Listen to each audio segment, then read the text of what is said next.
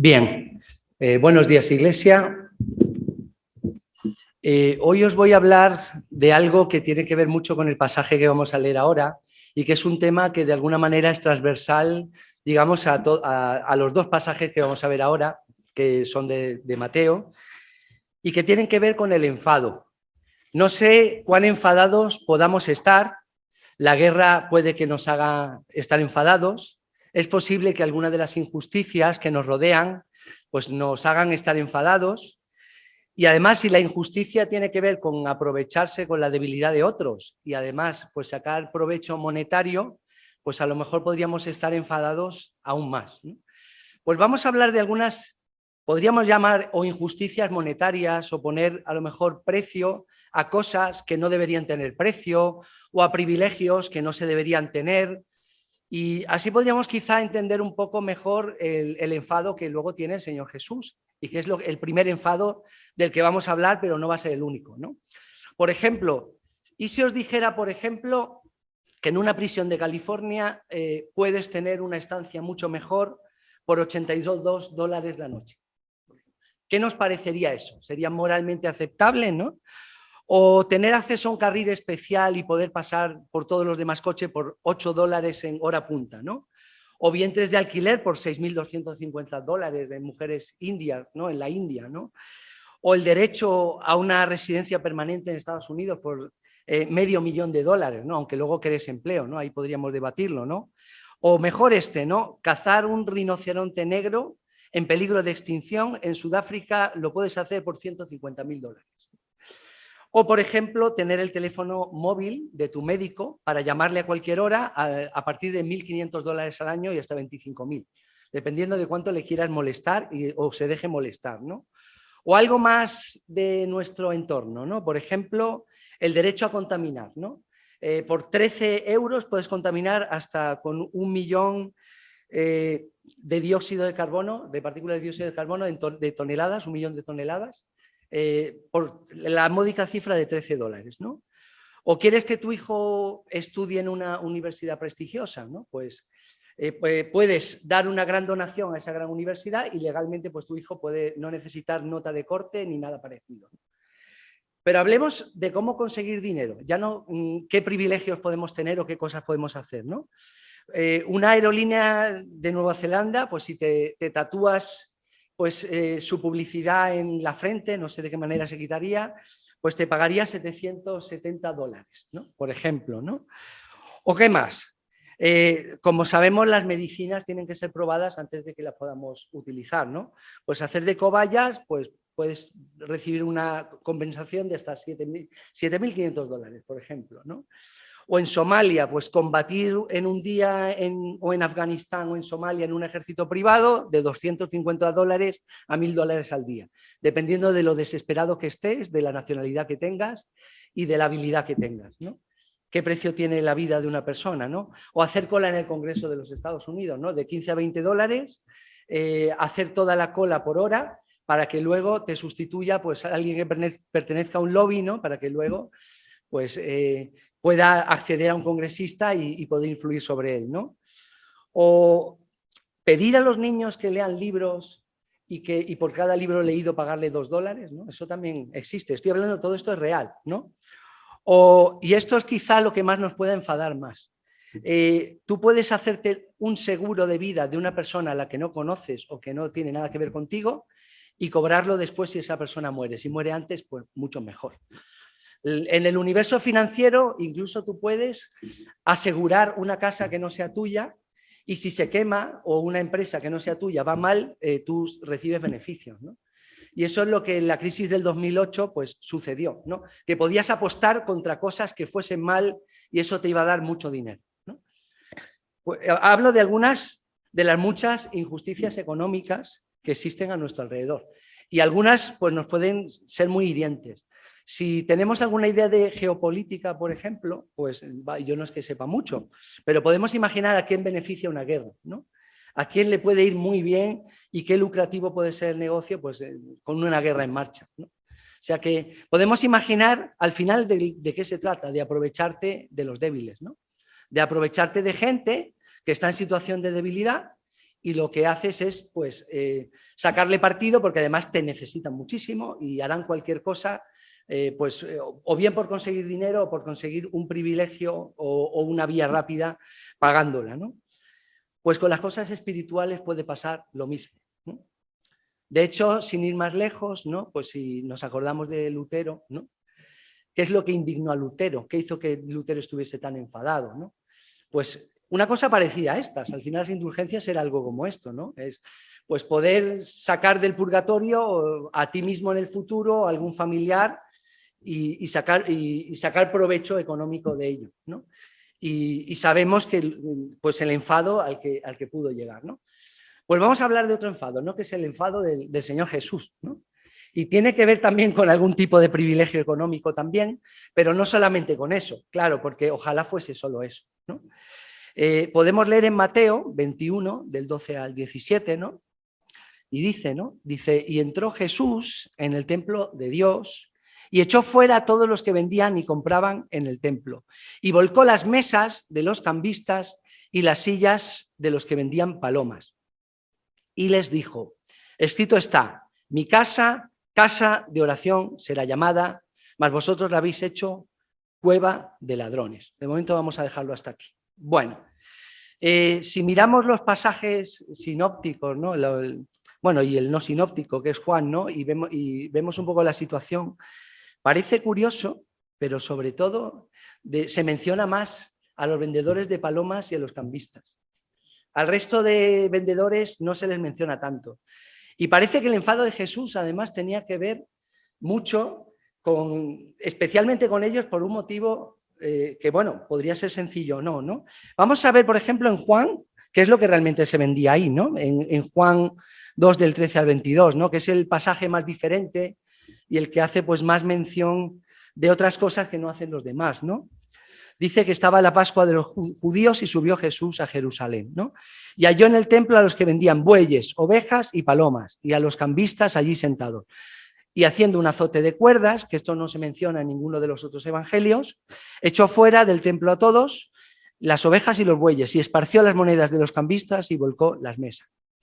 Bueno, pues hay un paralelismo en todos los casos que he mencionado y este, ¿no? En cuanto a qué estaba a la venta y qué privilegios podías tener o qué dinero te podías ahorrar. Digamos que las palomas eran el precio de sacrificio turista, ¿no? Por decirlo así, ¿no? Lo más barato, ¿no? Y curiosamente, cuando tú vendes a los que tienen menos y vendes lo más barato y vas usando lo más barato, muchas veces, como se suele decir, lo barato sale caro, ¿no?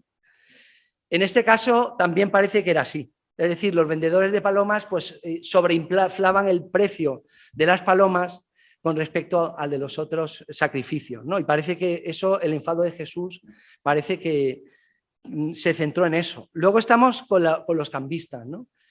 Aquí precisamente comenté yo hace unos meses, ¿no? Que en la fiesta de la Pascua, precisamente, además de hacer sacrificios, había que pagar un impuesto del templo, ¿no? Ese impuesto del templo, claro, lo tenía que pagar todo el mundo y además comentamos que era un puesto muy igualitario, ¿no? Era un puesto que pagaban todos lo mismo, fueras rico, fueras pobre, y era una moneda determinada. ¿Pero pagaban realmente todos los mismos? Pues digamos que no exactamente, ¿no? Si tú tenías el precio en la moneda aceptable en el templo, pues pagabas lo mismo que los demás. Si tenías que cambiarlo por otra moneda, pues ahí había un precio inflado importante, ¿no? Luego Jesús, pues esto le indignó, parece que especialmente igual que los de vendedores de palomas, ¿no? Todos estos animales estaban permitidos que fueran sacrificados y vienen en el Levítico como tal, ¿no? Pero claro, la exigencia, aparte de traer el animal normalmente, era además que fuese sin defecto. Y parece que se comenta también, o por lo que he investigado un poco, que, claro, si tú querías traer un animal sin defecto, claro, evidentemente no ibas a traer un animal que se hubiera roto una pata, porque entonces estabas haciendo fraude con respecto a lo que la ley te pedía, pero si además venías de lejos, pues te podía venir un poco mal cargar con un animal. Y luego otra cosa más, que cuando trajeses el animal te dijeran, este animal tiene defecto. Luego, ¿qué sucede con esto? Pues si tú te quieres asegurar que te lo van a aceptar, pues se lo tienes que comprar a ellos. estaban haciendo un lucrativo negocio. Y estaban haciendo un lucrativo negocio sobre necesidades espirituales del pueblo. Y la necesidad que tiene el pueblo de acercarse al Señor y de cumplir con lo que el Señor le pedía. Claro, ¿cómo ellos tenían la oportunidad de montar un negocio así, ¿no? Bueno, si nos vamos a lo que es la situación, ¿no? De cómo era el templo, ¿no? Bueno, el templo estaba dividido, igual que las sinagogas ahora, en zonas para hombres y para mujeres, ¿no? Eso. Y aparte, pues había una zona para gentiles también. Y había como una pequeña zona también, como intermedia, que era donde se colocaban pues, los cambistas, los vendedores, en fin, de animales y todos los que hacían negocio allí, ¿no? Además, todos en la Pascua, porque era tiempo de la Pascua, estaban obligados a presentar ese sacrificio. Los que vivían en la ciudad siempre, los que vivían más lejos, a 25 kilómetros o más, pues al menos una vez en su vida tenían que visitar el lugar y hacer el sacrificio correspondiente, ¿no? Bueno, Jesús estaba enfadado. Jesús estaba enfadado. Y vamos a hablar un poco de qué es estar enfadado, ¿no? Y de qué sentido tiene estar enfadado. ¿Es legítimo estar enfadado? ¿Es equilibrado o estaba ajustado a cómo debía estar enfadado una persona, el cómo estaba enfadado Jesús, ¿no? Porque la gente que a lo mejor no comprenda la situación bien, pues dirían que Jesús pues no tenía, pues fue un enfado exagerado, ¿no? Una especie de enfado así como qué exageración, porque no es para tanto, podría haber hablado con ellos, o podría haber dialogado, ¿no?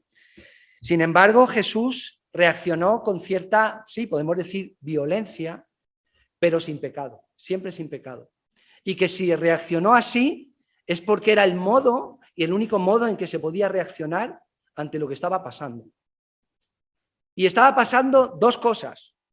No solo había gente que se estaba aprovechando de los débiles, que lo estaban haciendo, y de la gente pobre, sobre todo. Y estaban haciendo un lucrativo negocio con cosas espirituales, cosa que está bastante mal. O sea, si negociar o hacer negocios lucrativos de todo tipo con cosas que hemos visto ya puede ser muy reprobable, pues con cosas espirituales y con la vida y con el alma de las personas, peor, mucho peor. Lo peor posible. Eso es lo primero. Y segundo, el lugar donde se estaba produciendo, que es nada menos que el templo, la casa del Señor.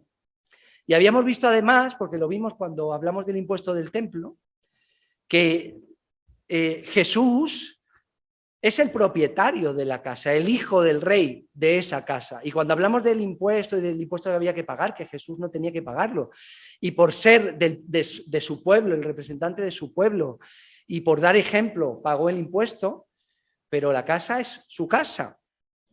Y es una casa de oración, y es una casa para buscar a Dios. Entonces, estamos hablando de hacer negocio con el peor tema y de la peor forma posible. No hay peor negocio que jugar con el alma de las personas y jugar con las cosas de Dios. Y claro, Jesús, ¿cómo se comportó? Pues, por mucho que a algunos les extrañen, ajustado, totalmente ajustado a la situación. Se comportó de la forma en que tenía que comportarse. Y aunque en el pasaje de Juan, y muchas veces hay mucha confusión al respecto, ¿no? Cuando se habla que hizo ese azote de cuerdas, ¿no? Pero fue un azote de cuerdas, no fue un látigo ni golpeó a nadie. Lo que hizo fue lo que podríamos hacer cualquiera de nosotros cuando se enfada mucho en una situación injusta y donde nadie te escucha. Pues puedes dar un puñetazo en la mesa. Yo soy profe, ¿no? Pues yo a veces doy algún golpe de borrador en la pizarra, alguno he dado, ¿no? Entonces, y una llamada de atención a que, señores, la situación es seria y hay que tomar el control de la situación. Y si Jesús volcó las mesas y volcó, digamos, aquellas cosas de las que se estaban lucrando, o el dinero de los cambistas, pues estaba ajustado a la situación. Se lo merecían realmente y además tenían que llevarse esa lección que no de palabra, de otra forma, nunca la habrían recibido, jamás. Luego, tenemos que ponernos en situación de lo que realmente estaba sucediendo. A mí hay una cita que me gusta mucho, yo creo que a Javier también le gusta, estoy seguro, que es de Aristóteles, que tiene que ver con el enfado, y creo que ya sabes cuál es, ¿no? Dice Aristóteles, ¿no? Mucho antes de que pasara esto, ¿no? Dice, enojarse es fácil, ¿no? Enfadarse con la persona adecuada, en el grado exacto, en el momento oportuno, con el propósito justo y del modo correcto, eso sí que es difícil. Pues ese es el enfado del Señor. Y el único que es capaz de hacerlo, llegar hasta el límite de donde se puede llegar. Y no traspasó ningún límite. Pasó lo que tenía que pasar y tenía que dar la lección que se tenía que dar a aquellos que estaban lucrándose y jugando con el alma de la gente. Bien. Lamentablemente, pues el enfado nuestro no es exactamente igual, ¿no? Y deja mucho más que desear, ¿no? Si volvemos al pasaje, ¿no?, que estamos viendo, ¿no?, aquí de Mateo, cuando sigue, hubo otra gente que se enfadó también, pero de manera muy diferente a cómo se enfadó Jesús. Y además en la Biblia está muy detallado, aparte de Aristóteles, a la Biblia, en la Escritura tenemos qué debe ser el enfado y cuánto debe durar, eso está en la Escritura, eso lo podemos recordar, ahora lo recordamos, ¿no? Dice después, ¿no? Dice, y vinieron a él en el templo ciegos y cojos y los sanó. ¿Y qué pasó? Claro, pues que los principales sacerdotes y los escribas, viendo las maravillas que hacía, y en vez de alegrarse por esas personas, ¿no?, y de ser un testigo de excepción de lo que estaba pasando, pues hicieron todo lo contrario. Después de que los muchachos le aclamaran en el templo diciendo, Sana, hijo de David, se indignaron, se enfadaron. ¿Este enfado tiene algo que ver con el anterior? Y fijaos que a lo mejor no tiraron nada, ni lo demostraron a los demás de manera visible, y no fue una cosa que pudiera parecer violenta, y sin embargo era un enfado mucho más dañino, mucho más duradero, y que cuando dura demasiado y te lo guardas se llama resentimiento. Y eso ya no es el enfado sano que podríamos tener. Que por cierto, y esto yo creo que tirando un poco de psicología, sabemos un poco que no enfadarse es insano absolutamente. Que tú no demuestres que en algún momento estás contrariado o estás enfadado o expresar que algo no te gusta y hacerlo abiertamente, al final se convierte también en esto, en resentimiento también. Así que lo debemos tener en cuenta, ¿no? Existe un enfado sano y el de los fariseos y el de los escribas no lo era. Vamos a ver además cómo reaccionaron aquí cuando se enfadaron. Oyes estos que dicen, le dijeron a Jesús, ¿no? Y Jesús le dijo, si nunca leísteis de la boca de los niños y de los que maman, perfeccionaste la alabanza. Bueno, vamos a ver qué es lo que los fariseos querían aquí. ¿Qué querían? Querían que Jesús les dijera a esos muchachos, parece que cuando usa la palabra muchachos se ve que era gente joven, pues quería que les reconviniera, ¿no?, que les regañara, ¿no?, por llamarle así, ¿no?, que no conviene, no es bueno que te llamen así, ¿no?, porque tú no eres alguien especial al que puedan llamar así, claro, en realidad sí. ¿Y qué les dijo Jesús, ¿no? Pues recitó pues el Salmo 8.2, ¿no?, que además lo vamos a leer entero porque se ajusta más a la situación de lo que parece, ¿no? Dice, que nadie menosprecie tu juventud, sino sé ejemplo de los creyentes. No, estoy leyendo Timoteo, perdón. Sí, es que, perdón, aquí lo tenía. Sí, es que me he puesto a leer el otro. No, los dos se ajustan, pero vamos al primero. Dice, a causa de tus enemigos, para hacer callar al enemigo y al vengativo. Salmos 8.2.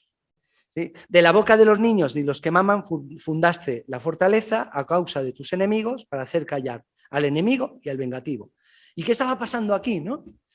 Pues que los jóvenes estaban aclamando a Jesús, había esos enemigos resentidos que querían hacerle daño y que pensaban mal de él y que mantuvieron su enojo y su resentimiento hasta el final, ¿no? Y ahí tenía a los jóvenes, a los niños, a los muchachos, aclamándole, ¿no?, y honrándole, ¿no? Y cita el Salmo. Claro, pues en el Salmo no dice la palabra alabanza, pero parece que puede estar combinando el Salmo con el hecho de que es una alabanza que viene de un Salmo, ¿no? Y luego él habla de fundaste de fortaleza, ¿no? Pues Y al fin y al cabo, pues el reino de Dios, pues se aclama al hijo del rey, al rey, ¿no? Y se le honra, y eso es un signo de fortaleza de un reino, ¿no? O sea que los fariseos estaban perdiendo credibilidad, estaban perdiendo poder, estaban perdiendo legitimidad frente a Jesús, y no les gustaba nada. De hecho, si nos vamos por ejemplo, a Marcos, ¿no? Marcos del 11, de 15 a 19, ¿no? Que también trata este pasaje, ¿no? Pues en el versículo 18, pues mencionan otra cosa que no dicen en Mateo, que dice, y buscaban cómo matarle. O sea, el resentimiento a la máxima expresión, ¿no? O sea, ya no es que nos molestas, que no nos gusta que te honren, que estamos enfadados, buscaban matarle. Y más todavía, le tenían miedo. O sea, le odiaban a muerte. Claro, esto ya no es el enfado, esto ya no es un enfado sano. Le odiaban, esa es la palabra, y le temían.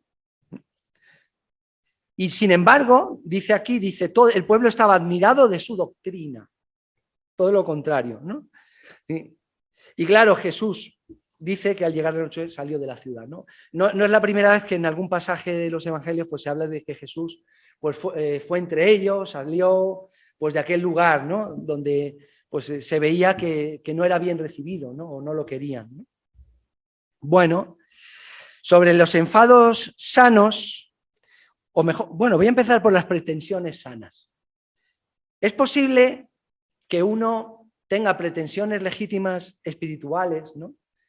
Y uno quiera hacer el camino corto o el camino fácil o el camino que tú crees que no está abierto para ti. Porque, por ejemplo, puede ser el enfado de Jesús, ¿no? Porque se estaba jugando y lucrando la gente con asuntos o con cosas espirituales. Y me acordé, pensando en esto, leyendo en esto, del caso de Jacob. Porque Jacob, de alguna manera, quiso hacer trampa, ¿no? Quiso hacer pues el camino corto o el camino fácil, o acceder a algo que en principio pues parecía que no era para él, ¿no? Y sin embargo, al final Jacob no recibió el enfado del Señor, sino que recibió la bendición, ¿no? ¿Por qué aquí Jacob al final recibe la bendición pues, de su padre, recibe la bendición del Señor y finalmente la promesa pasa a través de él cuando se es un tramposo, ¿no? Pues porque al final, digamos que a pesar de las malas artes y de su pecado y todo, sabía valorar lo que realmente era importante. Sabía realmente que el reino de Dios, todo lo que tuviese que ver con la herencia, con la promesa de Dios, era lo más importante y lo anhelaba de una manera espiritualmente sí sana, a pesar de que los medios quizá no eran los mejores, ¿no? Pues hay muchas maneras, ¿no? De valorar lo espiritual o de degradar lo espiritual, ¿no? Y algunos actos pueden volverse reprobables o el camino que se elige para ellos, pues lo es, ¿no? O a lo mejor al contrario, ¿no? Pues directamente pues algo puede ser absolutamente reprobable y la acción o la reacción de Jesús pues fue a más por eso, ¿no? Bien. Y además me gustaría recordar pues ese versículo que habla del enfado, creo que ya sabéis del que estoy hablando, ¿no? Cuando dice, airaos, pero no pequéis, ¿no? No se ponga el sol sobre vuestro enojo. Y dice una cosa que esto a lo mejor no lo recordamos mucho, porque cuando yo copié el versículo puse solo eso, pero es que luego sigue después. Dice, ni deis lugar al diablo. Señores, eso es lo que va a pasar. Cuando del enfado sano, que dura un día, que dura un momento, que dura un instante, un enfado sano, legítimo, que además si no te enfadas, pues al final eso te va a pasar factura y se convertirá en resentimiento, pero luego está lo contrario. Dejar que eso se alargue indefiniblemente y al final que damos lugar al diablo. Y ojo, porque en nuestros días esto ya lo estamos viendo, ¿no? O sea, ¿cuántos enfados no había ocultos, pues por ejemplo, en los fondos de la guerra, ¿no? A nivel colectivo, a nivel social, a nivel de los líderes, ¿no? ¿Sí? y algunos llevaban mucho tiempo ahí. Las cosas no vienen de un día para otro. Hay un resentimiento pues, generacional o nacional o de liderazgo o de un líder hacia otro y luego vemos las cosas que pasan, ¿no? También en otro lugar, también en Marcos, pues me gusta repasar paralelamente los tres, ¿no? Porque se dicen cosas diferentes, ¿no? Cuando dice Jesús, les enseñaba, no está escrito, mi casa será llamada casa de oración para todas las naciones, ¿no? Mas vosotros la habéis hecho cueva de ladrones, ¿no?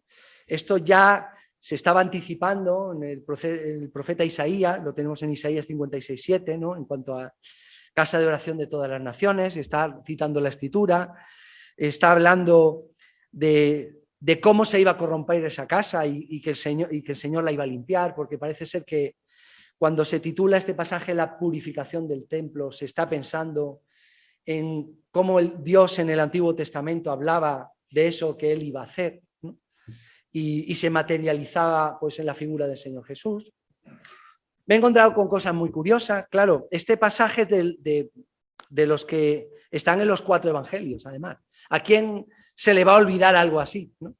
¿Quién no va a pensar o quién va a olvidar cuando relate la historia del Señor en cómo se puso en este momento, ¿no? Y es curioso porque el pasaje de Juan ya es un poco distinto, ¿no? Es un poco distinto, ¿no?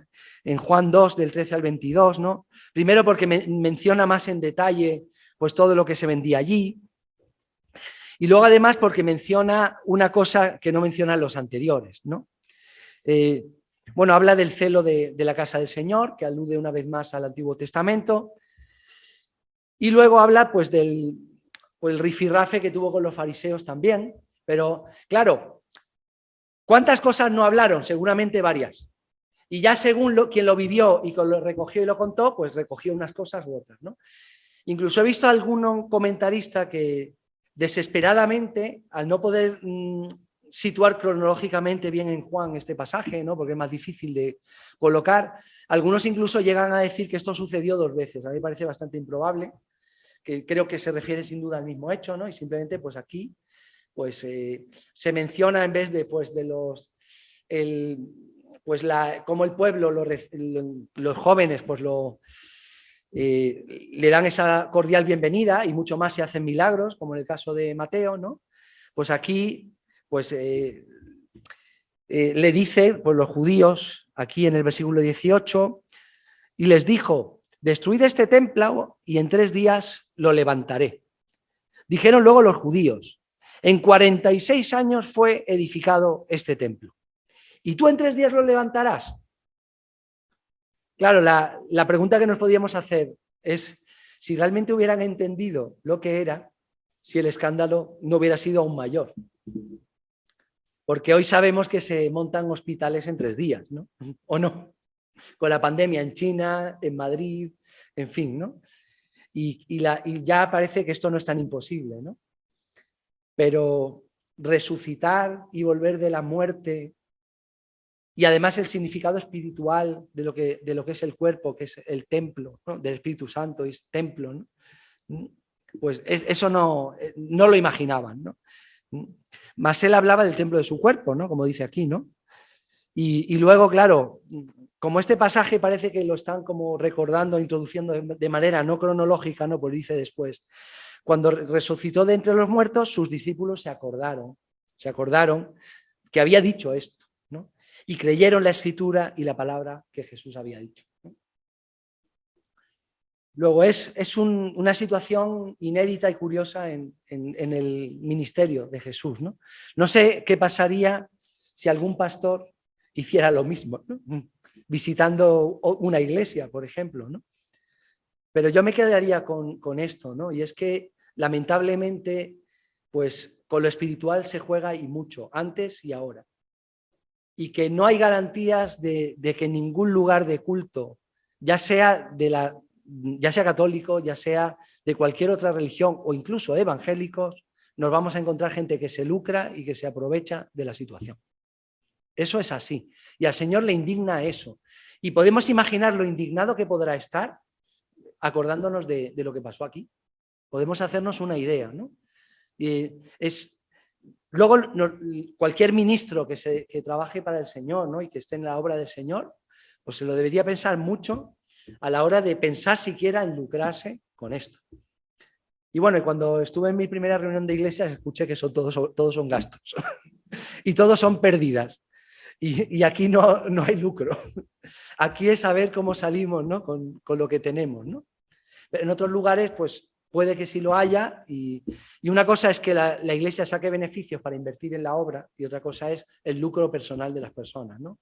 O el aprovecharse de las personas para elevar el nivel de vida a un nivel estratosférico, como muchos ministros que... O sea que esto es de aplicación a nuestro mundo, a cómo se juega, ¿no? con las cosas, ¿no? Y cómo se malvenden o se venden las cosas, y en lo espiritual también. Luego sigue Mateo, ¿no? Siguiente pasaje, el de la higuera estéril, ¿no? Y aquí también hay enfado, igual que en la situación anterior, ¿no? Y vamos a leerlo también. Dice, pues por la mañana volviendo a la ciudad, pues tuvo hambre, ¿no? Jesús, ¿no? Y viendo una higuera cerca del camino, vino a ella y no halló nada en ella, sino hojas solamente. Bueno, esto es importante, porque cuando dice que había hojas, seguramente eran hojas y hojas sanas. Porque si no, cuando Jesús maldijo luego la higuera, pues claro, era una higuera que se estaba muriendo y por eso no daba fruto. No, parece que la higuera era una higuera que estaba viva y tenía cierta vitalidad, pero no daba fruto. Eso es perfectamente posible, ¿no? Y sigue diciendo, nunca jamás nazca de ti fruto, y luego se secó la higuera. ¿Vale? En realidad no es tan inmediato, cuando lo vemos en el pasaje de Marcos, luego pasan después y ven que la higuera se ha secado, ¿no? Aquí, como cuentan más corta la historia, ¿no? Pues se secó la higuera, ¿no? Y viendo esto los discípulos decían, maravillados, ¿cómo es que se secó enseguida la higuera, ¿no? De un día para otro, más o menos, ¿no? Respondiendo Jesús les dijo, de cierto os digo que si tuvierais fe y no dudaréis, no solo haréis esto de la higuera, sino si a este monte dijereis, quítate y échate al mar, será hecho, y todo lo que pidierais en oración, creyendo, lo recibiréis.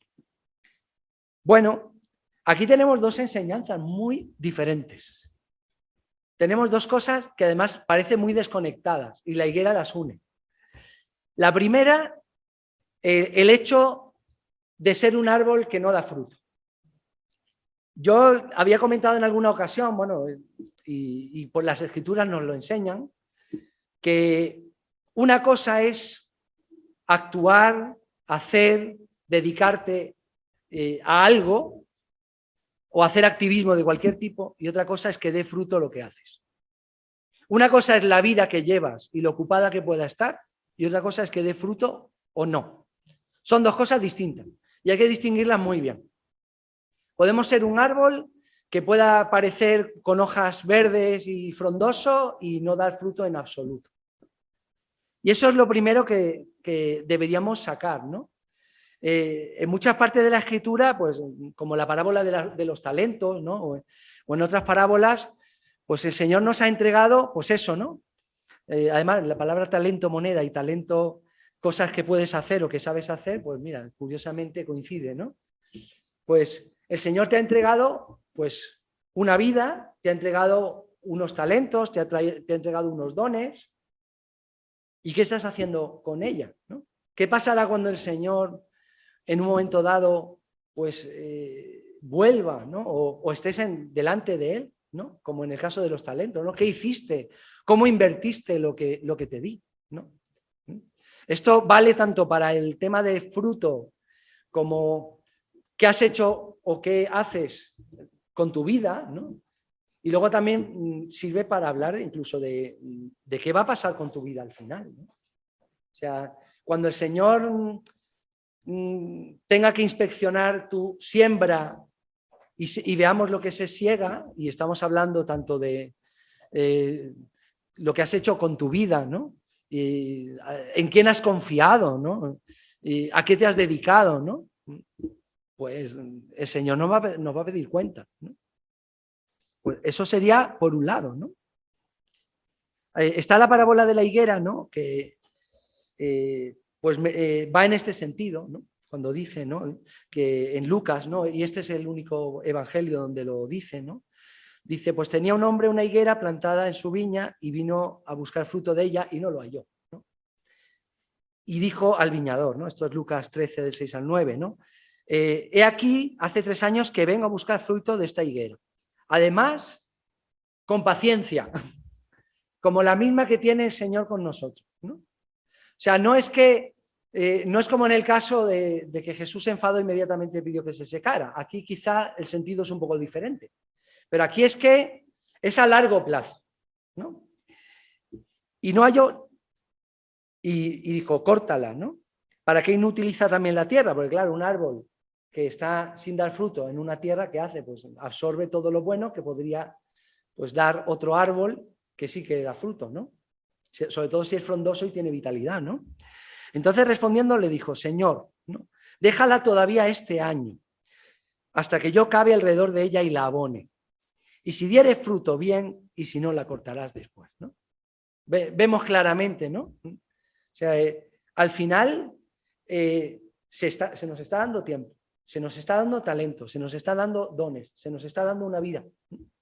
Y tenemos que utilizarla de la mejor manera posible. Si tú evangelizas, el Espíritu Santo es el que obra, pero has sembrado bien, ¿no? Has sembrado cizaña a tu alrededor en vez de sembrar cosas. Y yo pienso siempre en una cosa, cuando alguien habla del Evangelio o habla de Jesús a alguien, ¿no? Es que el fruto a veces no es inmediato. Es que a lo mejor te conviertes 50 años después pensando en aquello que te dijeron 50 años atrás. Y a lo mejor esa persona luego ha hablado con otros. Y lo que tú pensabas que no había tenido ningún efecto, pues ha tenido, pues se puede haber convertido en toda una obra, ¿no? Que no es tuya, es del Señor. El Señor solo te utiliza para sembrar, ¿no? Pues es bueno pensar en esto, ¿no? Por un lado, ¿qué haces con tu vida? ¿Qué haces con tus dones? ¿No? ¿Qué haces con tu tiempo? ¿No? Y encima nosotros que estamos tan ocupados siempre. Yo creo que con los que hablo aquí más, de los que nos quejamos más, es que no tenemos tiempo para nada. Yo tampoco. Y nos gustaría servir más y no lo hacemos, ¿no? Pues habrá que hacer algo, ¿no? No podemos estar así, ¿no? Yo el primero, ¿no? Estoy demasiado ocupado. Estoy cansado, estoy demasiado ocupado. Y si estoy demasiado ocupado, pues me gustaría estar más ocupado de las cosas del Señor, ¿no? No de las cosas de este mundo, ¿no?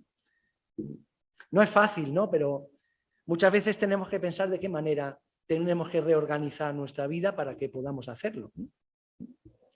Pues me gusta mucho también, y aunque quizá, fíjate que yo no sé si me estoy alargando mucho o poco, pero bueno. Pero estaba pensando precisamente en o cosas que tenía aquí para compartir, pues, por ejemplo, claro, el otro significado de la higuera es el tema de la fe y que parece bastante desconectado con el tema del fruto, ¿no? Pero podemos, por ejemplo, ver en Santiago 2, del 14 al 17, ¿no?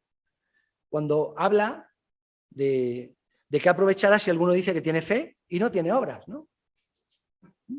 ¿Podrá la fe salvarle? Claro, esto se utiliza mucho para decir que, bueno, que fe y obras igual a salvación, ¿no? No se trata de eso, ¿no? Sino que ¿tienes fe de verdad? ¿El fruto se ve de tu fe, de esa fe auténtica que tienes? ¿No? ¿Se ven tus obras? ¿Se ven tus frutos? ¿No? Esa sería un poco la idea, ¿no?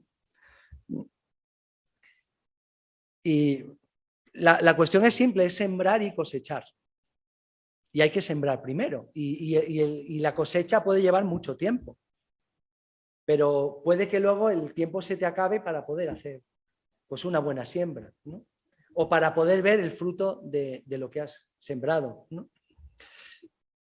Pues quizá para terminar en relación a los frutos y a la vida, pues me gusta mucho, bueno, a mí me gusta muchísimo esto, os lo digo ya, me encanta el Salmo 1, para mí es algo muy grande.